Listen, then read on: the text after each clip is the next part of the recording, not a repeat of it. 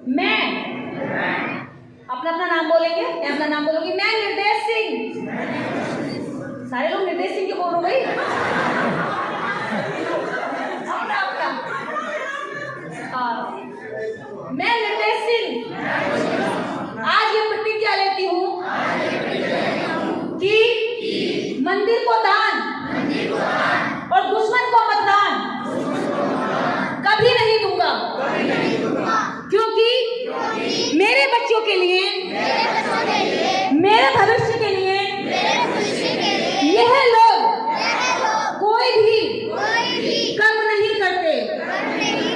मैं आज से अपने पूर्वजों के दुश्मनों की तस्वीरें अपने घर पर, अपनी दीवारों पर ना लगाकर अपने महापुरुषों की तस्वीरों को अपने घर में लगाऊंगा तथा अपने बच्चों को अपने महापुरुषों के बारे में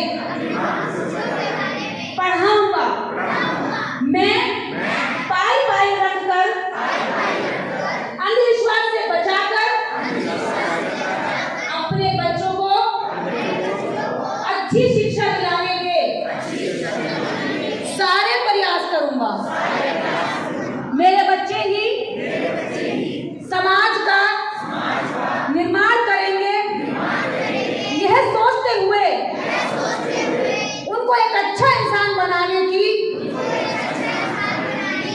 पूरी कोशिश करूंगा। मैं दहेज ना तो लूंगा और ना ही दूंगा, क्योंकि दहेज से समाज में अपराध होता है, बच्चों की हत्याएं होती हैं, शादियां व्यापार बन जाती हैं। इसलिए मैं कोई भी दहेज का लेन देन नहीं करूंगा। एक अच्छे समाज का निर्माण करने हेतु सारे अच्छे प्रयत्न करूंगा। जय भीम, जय रविदास, जय समाज।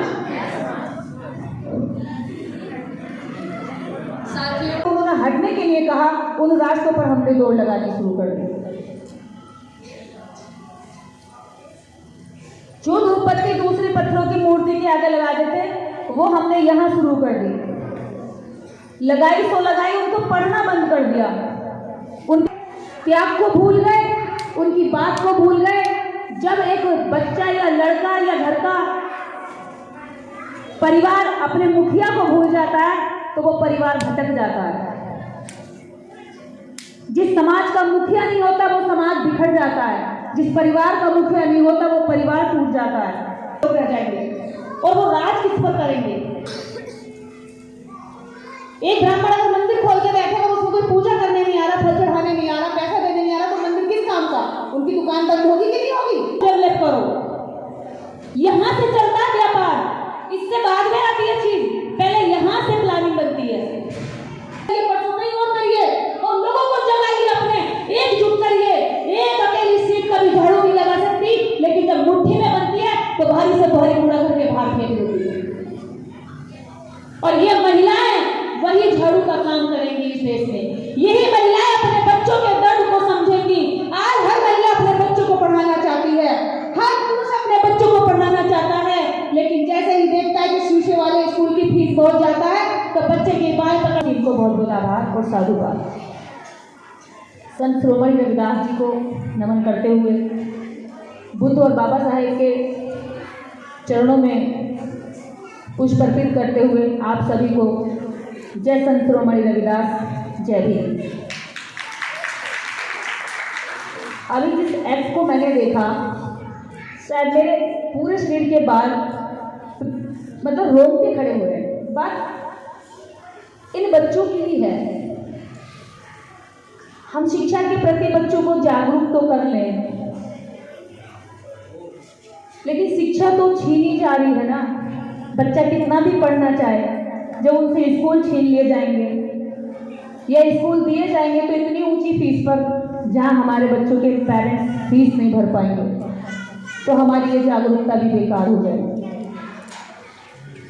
आज शिक्षा के प्रति सिर्फ इतना जागरूक होने की जरूरत नहीं है कि सिर्फ बच्चों को स्कूल भेज दें, इतना जागरूक होने की भी जरूरत है कि सरकारों से समान शिक्षा की भी मांग करें, उसके आगे लड़ने की भी जरूरत है।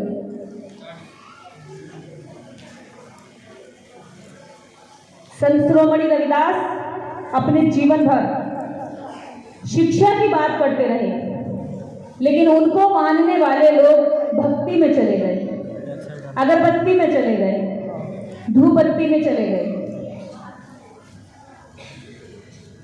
और संत शिरोमणि रविदास एक ऐसे शहर नगर की बात करके गए जिसमें सब शिक्षित हो, जिसमें कोई भूखा ना हो, जिसमें कोई गम ना हो, जिसमें कोई किसी का शोषण ना करता हो। और भारत की भूमि तो शोषण के लिए पूरे विश्व में मशहूर है। यहाँ की 130 करोड़ आबादी में लगभग 100 करोड़ लोग यहाँ आज भी मुट्ठी भर लोगों के गुलाम हैं। रविदास जी ने अपने लोगों के लिए एक ऐसे शहर की कल्पना की जिसका नाम उन्होंने बेगमपुरा सोचा, जिसमें कोई गम ना हो, बेगमपुर, जहां स्त्रियों को भी समानता मिले,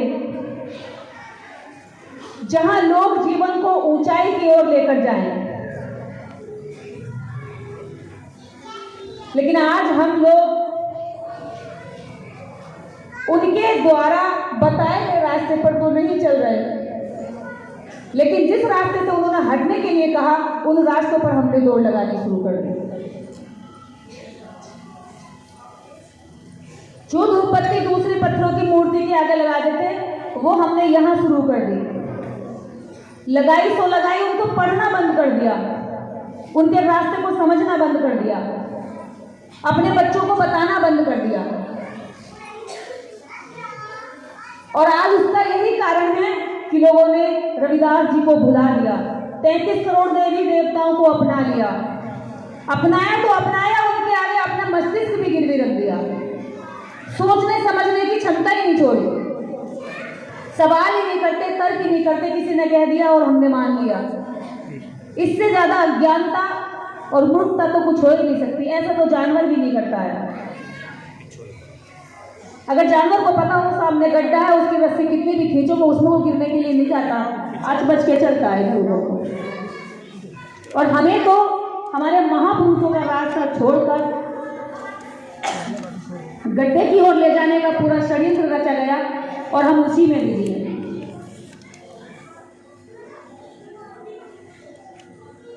क्यों? क्योंकि आज हम लोग अपने महापुरुषों के त्याग को भूल गए, उनकी बात को भूल गए। जब एक बच्चा या लड़का या घर का परिवार अपने मुखिया को भूल जाता है तो वो परिवार भटक जाता है। जिस समाज का मुखिया नहीं होता वो समाज बिखर जाता है, जिस परिवार का मुखिया नहीं होता वो परिवार टूट जाता है। और हमारे साथ, हमारे लोगों के साथ यही हुआ। जो हमारे परिवार के, हमारे समाज के, हमारे पूर्वज थे, उनको छुपाने के लिए, दबाने के लिए हर समय समय पर षड्यंत्र रचे गए हैं। उनके नाम को दबाने के लिए हर काल में नई नई कल्पनाएं, कहानियां आपके आगे गढ़ी गई हैं। कल्पनाएं, कहानियों को इसलिए हमारे लोगों ने मान लिया क्योंकि वो शिक्षित नहीं थे। और शिक्षा की बात बुद्ध से लेकर कबीर, रैदास, ज्योतिबा फूले, बाबा साहेब, छत्रपति साहू जी महाराज, मान्यवर काशीराम साहब, ऐसा कोई महापुरुष नहीं जो शिक्षा की बात हमारे समाज को ना क्यों कर गया। लेकिन मैं कहना चाहूंगी, आज मैं दो बातों पर अपनी बात का जोर दूंगी। पहला शिक्षा और दूसरा शराब। शराब तो पहुंच गई ऊंचाई पर और शिक्षा हो गई खराब। हर गांव में शराब पहुंच गई, हर गांव के स्कूल खंडर पड़े हैं, लेकिन ठेके हर गांव में लगे हैं। ठेकों पर शाम को मेले लगते हैं और जो शिक्षा के मंदिर स्कूल कहे जाते हैं वो वीरान पड़े हैं, वो खंडर पड़े हैं। जिस धन को, जिस पैसे को बच्चे की शिक्षा पर लगाना चाहिए था, वो लुटेरे हमारी जेब से किसी और रास्ते से लूट रहे हैं और हम अपना पैसा उनको दे रहे हैं। हर साल करोड़ों रुपए के मालिक बन जाते हैं शराब के ठेकेदार, और हमारे लोग हर साल करोड़ों रुपए उनकी जेबों में दे देते हैं। हमें हमारे बच्चों के लिए पाई रखनी होगी। हमें किसी भी काल्पनिक देवी देवता पर 1 रुपया खर्च नहीं करना है, किसी बाबा पर हमें खर्च नहीं करना है, किसी शराब पर खर्च नहीं करना है, किसी नशे पर खर्च नहीं करना है। ये पैसा जिस दिन समाज में रुकने लगेगा, उस दिन समाज की तरक्की होने लग जाएगी। मान लो किसी को आपने 1 रुपया दिया और ये समाज लगभग 21 करोड़ 22 करोड़ है, तो 1 रुपए से कितना रुपया पहुंच गया? 22 करोड़ रुपया पहुंच गया। सिर्फ 1 रुपए की बात कर रही हूं। और इस समाज के पास जितना धन है वो कुरीतियों में खर्च होता है। अगर वो रुक जाए तो ये समाज से अमीर कोई नहीं होगा, क्योंकि मेहनत यही करता है। पूरे देश की सबसे मेहनतकश कौम यही है। मेहनतकश कौम नहीं, रिसर्च करने वाली कौम यही है, निर्माण करने वाली कौम यही है। संत रविदास जी को चमड़ा छीलने वाला बता दिया, जूती मोची बता दिया, लेकिन ये नहीं बताया कि संत रविदास हर दिन एक जूता गिफ्ट कर देते थे। यानी किसी गरीब को, दरिद्र को एक जूता दान दे दिया करते थे। और कोई जूती सिलने वाला व्यक्ति रोज जूते कहां से दान दे देगा? जरा सोचो। जूती सिलने वाले व्यक्ति के पास रोज जूते कहां से आए? सीधा सीधा मतलब है कि संत रविदास जी मोची नहीं थे, संत रविदास जी जूते की फैक्ट्री के मालिक थे। आपसे ये बात छुपाई गई क्योंकि बच्चे को अगर ये बता दो कि बेटा तेरा बाप बिजनेसमैन था, तो बच्चा कहेगा मैं भी व्यापार करूंगा। आपसे इसलिए बताया गया कि वो मोची सिलते थे, वो जूती सिलते थे, ताकि आप जूती सिलने पर ध्यान लगाओ, ताकि आप अपना व्यापार ना बढ़ाओ। मन चंगा कटौती में गंगा, यह झूठी कहावत है कि वो मोची, वो अपनी जूती कटौती करते हुए कहे कि मेरी कटौती में गंगा है। उनके कहने का मकसद सिर्फ इतना था कि बेटा,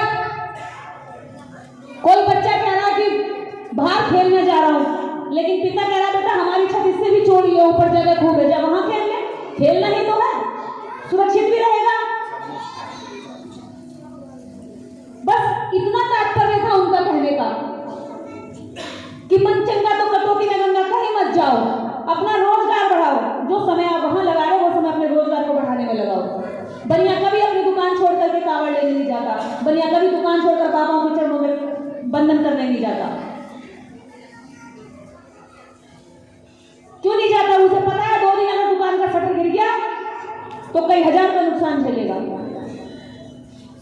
संत रविदास जी मोची नहीं थे। संत रविदास जी के टाइम पर चमड़े का काम एक बहुत बड़ी व्यापार हुआ करता था, क्योंकि आज तो लेदर है, बहुत सारी अलग अलग चीजें बन गई हैं जिसमें कपड़े और जूते बनने लगे हैं। उस समय चमड़े वाला काम बहुत मजबूत कहा जाता था। और मनुवादियों ने बुद्ध की जड़ें काट दी, भारत से बुद्ध को मिटा दिया, कबीर ने भी घालमेल कर दिया, लेकिन रविदास को नहीं मिटा पाए, क्योंकि रविदास जी ने अपने हर छंद में, हर दोहे में चमार शब्द का उद्बोधन किया है। कहां कहां से छाटेंगे, कहां कहां से काटेंगे, और कितना काटेंगे? ज्यादा काटेंगे तो मतलब ही बदल जाएगा।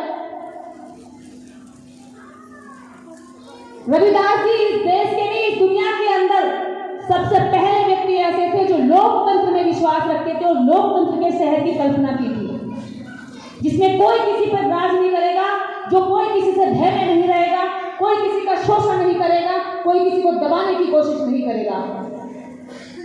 इसको कहते हैं लोकतांत्रिक व्यवस्था, जिसमें कोई किसी का राजा, कोई किसी का दास नहीं। सब अपने श्रम के आधार पर पहचाने जाएंगे, अपने टैलेंट के आधार पर पूजे जाएंगे। विप्रना पूजिए ज्ञान गुणहीना, शूद्र पूजिए ज्ञान प्रवीणा। वो कहते हैं विप्र चाहे कितना भी जाति से ऊंचा क्यों ना हो, अगर उसके पास ज्ञान नहीं है तो उसके पैर कभी मत छुओ। अगर वो तुम्हें शिक्षा में आगे बढ़ने का बात नहीं कर सकता, तुम्हारी तरक्की के रास्ते नहीं बता सकता, तो उसके पैर मत छुओ। उन्होंने शूद्र कहकर जिस करोड़ों जनसंख्या को पीछे फेंका हुआ था, जो व्यवस्था में ही नहीं थे, हम इनके हिंदू धर्म से बाहर के लोग हैं। और ये बात संत रविदास जी ने अपने भाषण में, अपने लेखन में कही है। मुस्लिम से प्रेम करो, हिंदू से करो प्रीत, कोई किसी से नफरत ना करे, ऐसी चाहूरी। इसका मतलब वो ना हिंदू थे ना वो मुसलमान थे, वो इन दोनों से एकदम अलग भिन्न समाज से थे। यानी कि हम ना तो हिंदू थे ना हम मुसलमान थे, हमारे अपनी अलग संस्कृति थी। ये तो जब 1947 के बाद जब इन्होंने देखा कि लोकतंत्र हो गया, तो इन्हें प्रथम निर्वाचन के क्षेत्र में बाबा साहब डॉक्टर अम्बेडकर चाहते हैं कि 2 वोट का अधिकार मिल जाए। अगर ये लोग हिंदू धर्म से अलग हट गए तो हिंदू धर्म के 3% लोग रह जाएंगे, और वो राज किस पर करेंगे? एक ब्राह्मण अगर मंदिर खोल के बैठे और उसको कोई पूजा करने नहीं आ रहा, फल चढ़ाने नहीं आ रहा, पैसा देने नहीं आ रहा, तो मंदिर किस काम का? उनकी दुकान बंद होगी कि नहीं होगी? उनकी दुकानें बंद हो जाएंगी। इसलिए उन्होंने जबरदस्ती हमारे लोगों को कह दिया कि हम भी हिंदू हो, तुम भी हिंदू हो, और कहते हैं हिंदू होने पर गर्व करो। बाबा साहब ने तो कभी नहीं कहा हिंदू होने पर गर्व करो।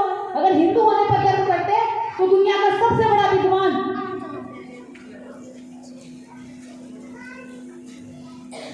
बाबा साहब डॉक्टर अम्बेडकर ने उस धर्म को लात क्यों मारी?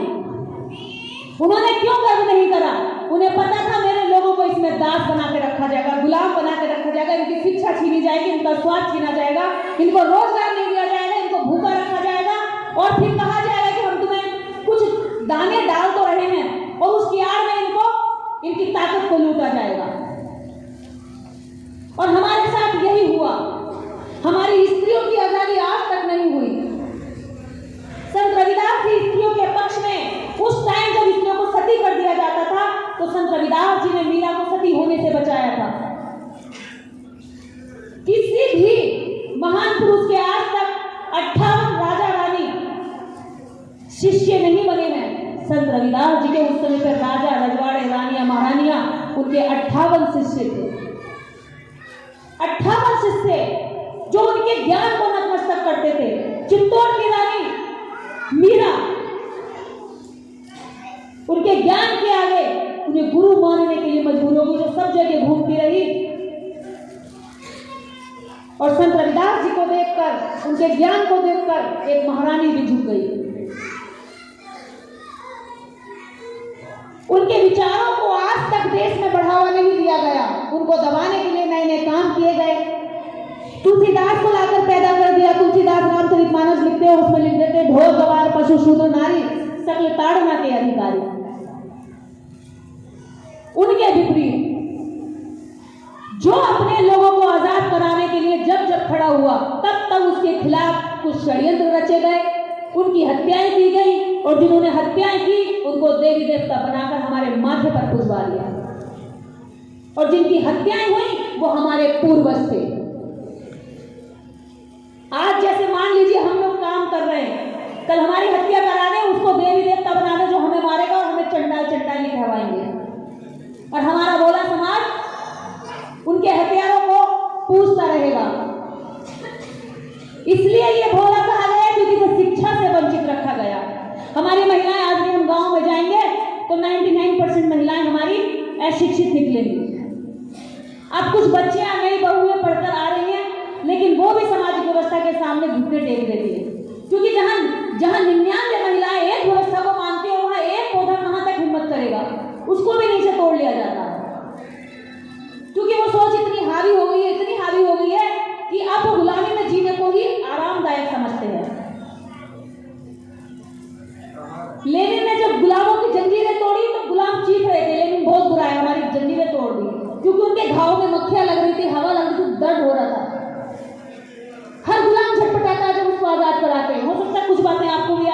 रही हो, लग सकती हैं, क्योंकि जब डॉक्टर इलाज करता है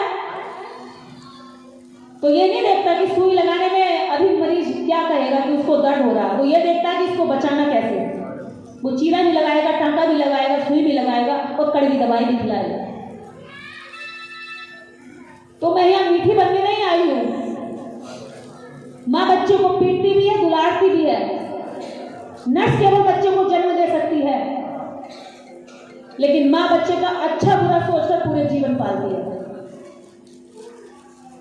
तो याद रखना, आप लोगों को जब जब कोई भी आपके बीच में ये बात कह रहा है कि आप शिक्षा की ओर बढ़ो, जब जब आपसे ये कह रहा है कि अपने महापुरुषों को पहचानो, जिन्होंने आपके पूर्वजों की, आपके बाप की, दादाओं की हत्याएं की, क्या हमें उनको पूजना चाहिए? बताएं सारी महिलाएं, जिन्होंने हमारे पूर्वजों की हत्याएं की, क्या हमें उनको पूजना चाहिए? लेकिन हमारे पास, हमारी दीवारों में वही चिपके पड़े हैं। घर जाकर देखना, 10 हाथ होंगे उनके, हाथी का सूंड होगा, इस तरह की उनकी अलग अलग नकल होगी। वो इंसान हम जैसे भी नहीं होंगे, अलग ही होंगे वो। भाई हमारा तो कोई हमारे जैसे दिखना चाहिए ना। उसका मुंह अलग क्यों हो, उसके हाथ ज्यादा क्यों हो, उसके पैर ज्यादा क्यों हो? हम जैसा होना चाहिए ना, तभी तो हमें पता चलेगा ये हमारे वंश है। हमारे वंशजों की पहचान हमारे जैसी होनी चाहिए ना। तो उनकी पहचान करो। और देश के अंदर जितनी भी महिलाएं भारत के अंदर हैं, उसमें से 50% महिला आबादी की लड़ाई को हम लोग लड़ने जा रहे हैं। जो आज यहाँ पर कार्यक्रम हुआ है, आयोजकों की मेहनत से यहाँ मेला भी लगाया गया ताकि आप जो घर में छोटे छोटे उद्योग, छोटे छोटे काम करती है, हाथों की कला आपके अंदर है, उस कला का यहाँ पर प्रदर्शन करने के लिए अभी मैं घूमूंगी, देखूंगी क्या क्या चीजें हैं स्टोर पर। तो ये बहुत महत्वपूर्ण विषय है। आप उद्योग की ओर बढ़िए। आप जब तक उद्योग की ओर नहीं बढ़ेंगे तब तक आपका भला होने वाला नहीं है, क्योंकि नौकरियां केवल भारत में बहुत कम है। एक का बच्चा नौकरी पर लग सकता है, या घर में 4 लोग हैं तो 1 नौकरी पर लग सकता है, बाकी 3 क्या करेंगे बताओ? अरे घर में 4 बच्चे हैं तो एक को डॉक्टर बनाओ, एक को इंजीनियर बनाओ, एक को वकील बनाओ, ताकि कोई झूठा मुकदमा लगा दे तो तुम्हारा केस लड़ सके। एक को व्यापारी बनाओ ताकि दुकान खोले वहां जाकर कस्बे में। आपके 1000 गांव में संख्या है और दुकानों में सामान किसकी लाते हो आप? बताओ कितनी मार्केटों में आपकी दुकान है? हम जमीनें बेच के मकान बना लेते हैं, लेकिन बंदा जमीन बेचकर दुकान खरीदता है, क्योंकि उसे पता है वहां से 1000-2000 रुपए मेरे व्यापार के लिए रोज आएंगे और मेरे आने वाले बच्चे के लिए कल को इसे बड़ा जनरल स्टोर बना दूंगा। उसके पास व्यापार की सोच है। हम क्या करेंगे? पहले मकान बनाएंगे और वो करेगा पहले दुकान बनाने की तैयारी।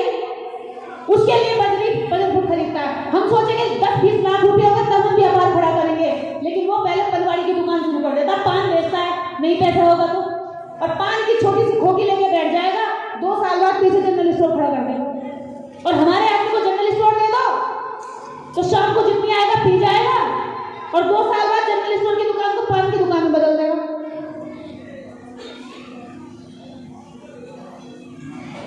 तो सोच डेवलप करो। यहां से चलता है व्यापार, इससे बाद में आती है चीज, पहले यहां से प्लानिंग बनती है।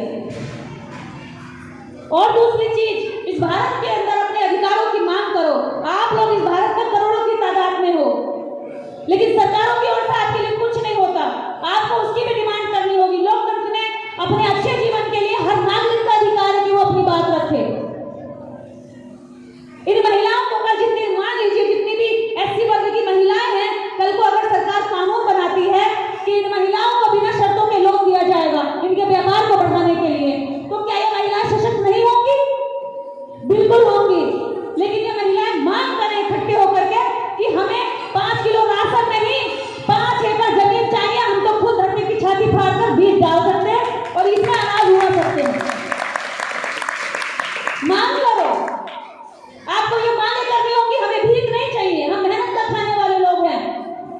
हमें 5 किलो राशन नहीं, 5 एकड़ जमीन दो, और देखो कि हम 5 किलो राशन खुद सरकार को दान कर देंगे। ये वो कौन है जो फावड़ा चलाना भी जानती है, जो हल चलाना भी जानती है, जो दांतों से घास निकालना जानती है, जो धरती की छाती फाड़कर बीज डालकर खेती को लहलहाना जानती है, बंजर भूमि को उपजाऊ कर देती है, और आज ऐसी कौमों को भीख पर आश्रित कर दिया है। वो लाइन में खड़े होकर 5 किलो के लिए पड़ा है और हर बार उसको जलील किया जाता है कि क्यों मिल नहीं रहा राशन, फ्री का खा रहे हो, मिल नहीं रहा राशन। वो राशन जिसको विकसित देश जो है फेंक देते, जानवरों को भी नहीं खाने देते, क्योंकि उस राशन को अगर जानवर भी खाएंगे तो बीमार पड़ जाएंगे। मानसिक रूप से कुंद हो जा रहा है हमारा समाज, शारीरिक रूप से कमजोर हो रहा है हमारा समाज। हमें भीख नहीं चाहिए, हमें अधिकार चाहिए, हमें तुम्हारी दया नहीं चाहिए, हमें हमारा जो हक है वो चाहिए। और ये देश की जिस दिन महिलाएं निकल करके खड़ी होगी ना इतना मुट्ठी बांधकर कि अगर 5 किलो राशन तुम रखो अपने पास, वोट तब देंगे जब हमारे नामों पर 5-5 एकड़ जमीन करोगे। और ये महिलाएं अपने बच्चों को अच्छी शिक्षा, अच्छा स्वास्थ्य दे सकती है, ये मुझे विश्वास है। ये दारू पीने के लिए जमीन नहीं बेचेगी। इस देश की दिशा सुधरती चली जाएगी। हमें छोटी छोटी मांग नहीं करनी है, वो हमारी यही दफन कर दी जाएंगी। हमें उनसे मांग करनी है जिनको हम ताकतवर बनाते हैं, और वो ताकतवर इस देश की सरकारें हैं। कोई इसके ऊपर भगवान नहीं है पूरे ब्रह्मांड में घुमाना। लोगों ने कहा कि ऊपर इंद्रदेव है, ब्रह्मा जी हैं, लेकिन जैसी सैटेलाइट लगी ऊपर देखा तो कुछ भी नहीं है। तुम्हारा ब्रह्मा नहीं बता सकता है पतझड़ी गांव कहां है, लेकिन सैटेलाइट बता सकती है पूरा रास्ता कहां से जा रहा है। शक्तिशाली कौन हुआ, तुम्हारा भगवान या विज्ञान? बताओ। शक्तिशाली विज्ञान है, शक्तिशाली तुम्हारे अधिकार है, शक्तिशाली सरकार है। कोई ईश्वर नहीं है इस दुनिया में, तुम्हें ईश्वर के पीछे लगा रखा है और कुछ सरकारों में बैठ करके जीवन को अच्छा जी रहे हैं। तुम्हें बता रखा है कि तुम देसी अपनाओ, देसी अपनाओ, और वो विदेशी ब्रांड के कपड़े पहनते हैं, विदेशी ब्रांड की गाड़ियों में, करोड़ों करोड़ों की गाड़ियों में घूमते हैं। मुझे बताओ, जब हम गांव की ओर जाते हैं तो क्या हमारे लोगों की संख्या कितनी होती है? कितनी होती है आप लोग बताओ, यूथ बैठिएगा। हमारे लोगों में, हमारे गांव में कितने ब्राह्मण होते हैं और कितने बनिया होते हैं? मुझे बताओ जरा, कितने होते हैं गांव में? अगर 1000 एससी समाज का गांव है तो कितनी संख्या मिलती है इन दोनों जातियों की? कितनी मिलती है? 2 या 4 घर होंगे, ठीक है, 2 या 4 घर होंगे। अब यहां से मेरे साथ नोएडा चलना, दिल्ली चलना, या शहरों की बड़ी बड़ी जो पोस्ट कॉलोनी है वहां चलना, वहां पर तुम्हारे लोग 90 नहीं होंगे, वहां पर तुम्हारे लोगों का घर 1 का या 2 का हो। सिर्फ बड़ी बिल्डिंगों में उनकी संख्या ज्यादा और छोटे गांव में, देहातों में, सड़कों पर रहने वालों की संख्या हमारी ज्यादा। इन सड़कों को बनाने वाले कौन लोग? बताओ मुझे, सड़कें कौन बनाते हैं? हमारे लोग। लेकिन इन सड़कों पर करोड़ों करोड़ों की गाड़ियां दौड़ाने वाले, मुझे बताना हमारे कितने लोग हैं? 1 या 2 गाड़ी आपके लोगों की होगी, 99% उनके लोगों की गाड़ियां दौड़ रही। जब सड़क बनाने वाले हमारे लोग, तो गाड़ियां दौड़ाने वाले तुम्हारे लोग कैसे? ये सरासर बेईमानी है देश के अंदर। धरती में अनाज उगाने वाले हमारे लोग, खेतियों में सारा दिन रात दिन खटने वाले हमारे लोग, हमारे बच्चों के मांस गल रहे हैं काम करते करते, हमारी औरतों की हड्डियां कमजोर पड़ रही हैं काम करते करते। लेकिन भूमियों के मालिक कौन? वो लोग जो हमें भगवान के भरोसे बैठने को कहते हैं, खुद जमीनों के मालिक बने हुए हैं और हमसे अपने खेतों में काम करवा रहे हैं। हमारी औरतें उनके खेतों में मजदूरी में काम करती, जब उन पर अपनी भूमि होगी तो वो दूसरे के खेत में काम करने क्यों जाएंगे? वो आप गुलाम क्यों है? क्योंकि सरकार उनको गुलाम बनाए रखना चाहती है। हमें किसी के भरोसे नहीं बैठना है, अपनी लड़ाई हमें खुद लड़नी पड़ेगी, और उस लड़ाई के लिए हमें महिलाओं को आगे करना पड़ेगा, इन युवाओं को आगे करना पड़ेगा। तब ये आने वाले बच्चे जिनको हम जन्म देकर खिला रहे हैं, दुलार कर रहे हैं, प्यार कर रहे हैं, तब इन बच्चों का भविष्य बच सकता है। अन्यथा हमारी इन लड़ाइयों का कोई मकसद नहीं है। इन छोटे छोटे कार्यक्रमों से इस समाज जागरूक होगा। इस तरह के कार्यक्रमों की संख्या और बढ़ाइए, आज ये हुआ कल कहीं और करिए, परसों कहीं और करिए, और लोगों को जगाइए, अपने एकजुट करिए। एक अकेली सीट कभी झाड़ू नहीं लगा सकती, लेकिन जब मुट्ठी में बनती है तो भारी से भारी कूड़ा करके बाहर फेंक देती है। और ये महिलाएं वही झाड़ू का काम करेंगी इस देश में। यही महिलाएं अपने बच्चों के दर्द को समझेंगी। आज हर महिला अपने बच्चों को पढ़ाना चाहती है, हर पुरुष अपने बच्चों को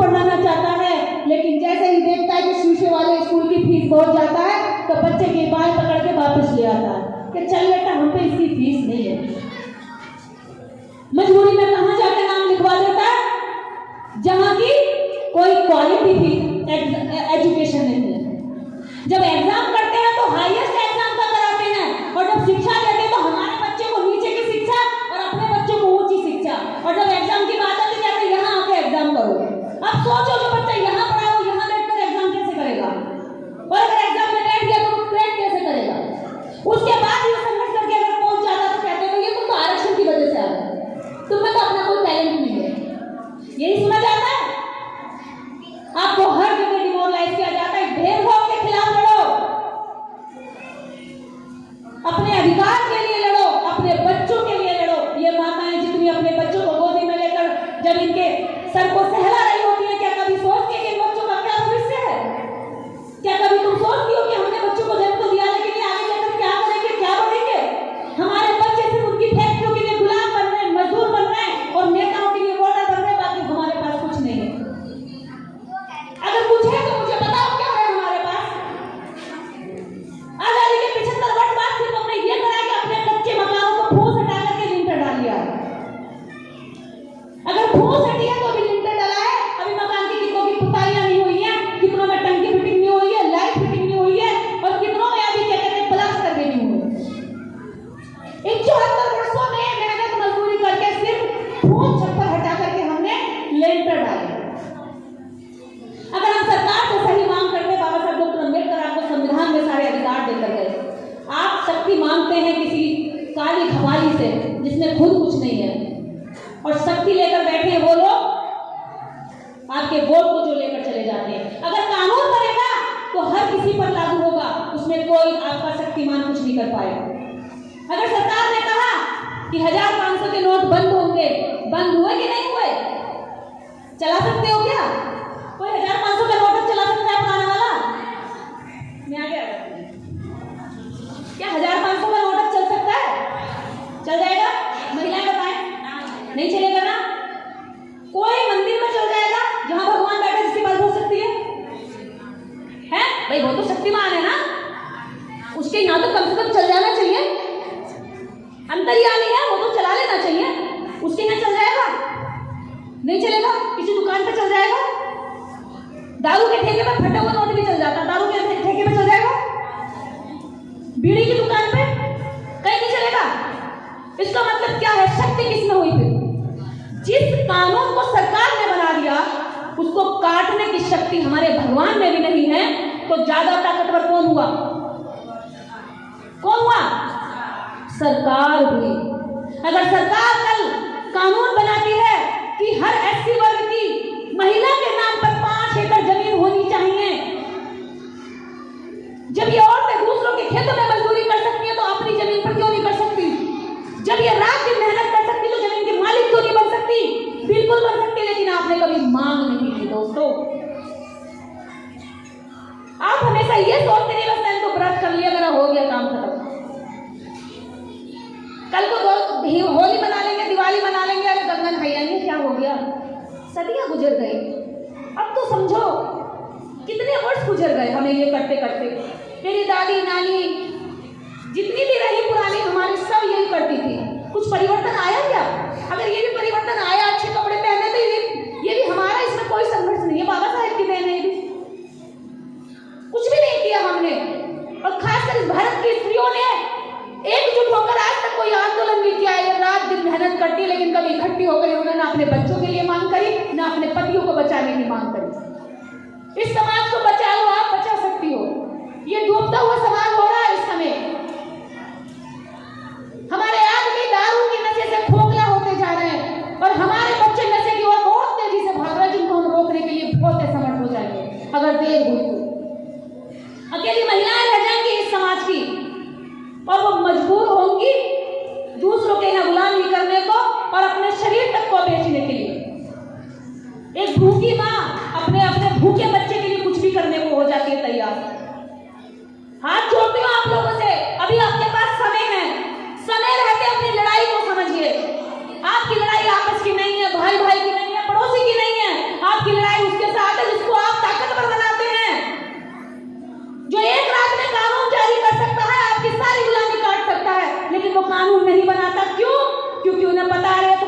मकोड़े पैदा ही मरने के लिए हुए। कहीं मंदिरों में मारे जाते तो कभी मूछ रखने पे मारे जाते, कभी जूती पहनने पे मारे जाते हैं, तो कभी कावड़ चढ़ाने के लिए मारे जाते हैं। ये तो कीड़े मकोड़े हैं, इनको मरना ही तो चाहिए। हमारी वैल्यू जब तक हम नहीं समझेंगे तब तक हम उनकी नजर में कीड़े मकोड़े हैं। उनका एक राजनीति करोड़ का और हमारे 10 भी मर जाए तो दे करके 5-5 हजार रुपए मुआवजा उनको भगा देते हैं। एक तिवारी मरा था लखनऊ का, पूरा देश में आतंक आ गया। और ऐसा नहीं था, गरीब था, एप्पल कंपनी में मैनेजर था वो लगभग 1 करोड़ के पैकेज पर था, एक साल में 1 करोड़ रुपए कमाता था। 1 करोड़ के पैकेज पर मरने वाला ब्राह्मण तिवारी, उसको कहा गया उसकी बीवी विधवा हो गई, उसके बच्चे क्या खाएंगे, कैसे रहेंगे, छाती पीट रहे, सारे रो रहे, पूरी मीडिया ने चीची कर दी पूरा दिन। लेकिन हमारे तो ऐसे रोज मारे जाते जिन पे अच्छे घर नहीं है, अच्छा बिजनेस नहीं है, उनकी बीवियां बेचारी अशिक्षित तो पढ़ भी नहीं सकती, उन्हें ये भी नहीं पता अगर पति का मृत्यु सर्टिफिकेट लगाना कहीं तो कौन से दफ्तर में जाऊं, किस बाबू के आगे हाथ जोड़ूं। उनके लिए कभी कोई नहीं रोता, उनके लिए कभी कोई डिबेट नहीं करता, उनकी कभी कोई आवाज नहीं करता। क्यों? क्योंकि तुम्हारे दर्द की खुद तुम्हें कदर नहीं है, तुम्हारे लोगों के मरने का खुद तुम्हें दर्द नहीं है। तुम थोड़ी देर बाद भूल जाते हो, मर गया, कोई दिक्कत नहीं, क्योंकि बहुत है ना हमारे पास, दूसरा पड़ गया, एक एक करके मारे जाओगे। आखिर कब तक मारे जाओगे? क्यों ना एकजुट होकर के एक साथ मुट्ठी बांधकर खड़े हो जाते कि बस बहुत हुआ, हम ही ताकतवर बनाते हैं तुम्हें मंदिरों में दान देकर, हम ही ताकतवर बनाते हैं तुम्हें सरकार में वोट देकर, और तुम ही हमें मरने के बाद में दफन करने के लिए 1000 रुपए देकर भगा देते हो। ये है हमारी वैल्यू इस देश के अंदर। इस देश में अगर तुमने सड़कें ना बनाई तो 50-50 फुट गड्ढे पड़ जाएंगे, ये गाड़ियां ना दौड़ा पाएंगे। अगर तुमने मजदूरी छोड़ दी तो ये एक भी मकान भवन नहीं बना पाएंगे, ये छतों पे पन्नियों में रहने के लिए मजबूर हो जाएंगे। हर चीज का निर्माण तुम करते हो, फैक्ट्रियों में कपड़े का निर्माण, जूते का निर्माण। मुझे बताइए जितने कल कारखाने फैक्ट्रियां, इसमें कितने दलित लोगों की भागीदारी है, कितने मालिक है हमारे लोग, कितने दारू के ठेकों के हमारे लोग मालिक हैं, लेकिन दारू के ठेकों पर खरीदारी करने वाले हमारे लोग हैं। बड़ी बड़ी दुकानों के मालिक हमारे लोग हैं क्या? एक का भी नहीं होगा, लेकिन वहां से सामान लाने वाले हमारे लोग हैं। हर जगह हमारे लोग उपभोक्ता हैं, ये करोड़ों की तादाद में है। लेकिन जिस दिन मैं कह रही हूं अगर ये करोड़ों लोगों ने हाथ खड़ा कर दिया कि बस अब बहुत हुआ, लड़ाई लड़ेंगे अब आर पार की, लड़ाई लड़ेंगे अधिकार की। नहीं देते तुम्हारे कथावाचकों को पैसा, नहीं देते तुम्हारे मंदिरों में दान, नहीं देते तुम्हें हम वोट, हम अगर देंगे तो सिर्फ इतना, सिर्फ उसको जो हमारे हक हकूक की लड़ाई लड़ेगा, जो हमारे लिए काम करेगा। सारी पार्टियां कंपटीशन करेंगी कि भैया इनकी बात करो, इनके लिए काम करो, इनके लिए काम करो। आज हम कुछ भी नहीं कहते तभी तो हमारी कोई नहीं सुनता। उन्हें पता है एक दिन पहले जाओ और 4 लड्डू दो, इनसे वोट ले लो, शराब दे दो, इनसे वोट ले लो। हमने अपने वोट की कीमत बहुत छोटी लगा दी, इसकी वैल्यू नहीं समझी हमने, और ताकत यही से मिलती है, सबसे बड़ी ताकत यही है। चाहे इसको कोई राजनीति का है, आपको इसलिए कह दिया राजनीति बहुत गंदी चीज होती है ताकि आप उससे दूर पड़े रहो, और वो राजनीति का सारा लुत्फ उठाते रहो, और पीढ़ी दर पीढ़ी तुम्हारे बच्चों को और तुम्हें गुलाम बनाए रखते हैं। ये किसी ने भी तुम्हारे बीच में कहा नहीं कि राजनीति बहुत गंदी चीज होती है, ये इसलिए कि गरीब कमजोर लोग कहते हैं ना कि भैया बिल्ली मुंह नोच लेती है तो उसके गले में घंटी कौन बांधेगा, हिम्मत तो करो मैं 10 घंटे बांध दूं बिल्ली के गले में। लेकिन क्या पहले बता देते, डरा देते कि भाई औरतें अगर जाएंगी राजनीति में तो वो कैरेक्टर से गिरी हुई होती है, अगर आदमी जाता है तो इसके पता ना क्या करता होगा बाहर जाके, अगर औरत बाहर निकली है क्या पता कहाँ से आ रही है, क्या करके आ रही है, हम तो उनसे देखने जा रहे हैं। तो क्या इस तरह से उन महिलाओं के कैरेक्टर को गिराया जाता है ताकि दूसरी कोई महिला हिम्मत ना कर पाए, ताकि कोई बाहर जाए तो इस डर से रुक जाए कि अरे मेरे कैरेक्टर को कहा जा रहा है, क्योंकि महिला हमेशा अपने चरित्र को ऊंचा बनाए रखना चाहती है। तो इस वजह से वो रुक जाती है। आपको रोकने के लिए, आपके युवाओं को रोकने के लिए वो नेता बनेंगे, लेकिन वो अपने चाटुकार किसको बनाएंगे, पीछे पिछलग्गू किसको बनाएंगे, हमारे युवाओं को। 1000-2000 रुपए में हमारे लोगों को पीछे पीछे घुमाते रहेंगे, और नेता जो मुखिया होगा वो उन्हीं का होगा। तो ये बात समझिए, आप मुखिया हो इस समाज के, आप भीड़ नहीं हो। जब तक भीड़ बन के रहोगे आपकी वैल्यू गिरती रहेगी। अपनी वैल्यू को पहचानिए। इस पंडाल में जितने भी लोग बैठे हुए हैं, मुझे ये लगता है मेरे समाज के ये वो हीरे हैं अगर ये अपनी चमक को पहचान ले तो इस देश को चमचमा सकते हैं, इस समाज को अपनी चमक से बहुत आगे तक ले जा सकते हैं। इन्हीं बातों के साथ आयोजकों को धन्यवाद। और महिलाओं के लिए एक लाइन कहूंगी, दिन की रोशनी घर को सजाने में निकल गई, रात की नींद बच्चों को सुलाने में निकल गई। कभी लगी नहीं दिन की नींद दिन की रोशनी घर को सजाने में निकल गई और रात की नींद बच्चों को सुलाने में निकल गई। कभी लगी नहीं जिस घर पे मेरे नाम की तख्ती, पूरी जिंदगी उस घर को बनाने में निकल गई। जय भीम, जय भारत।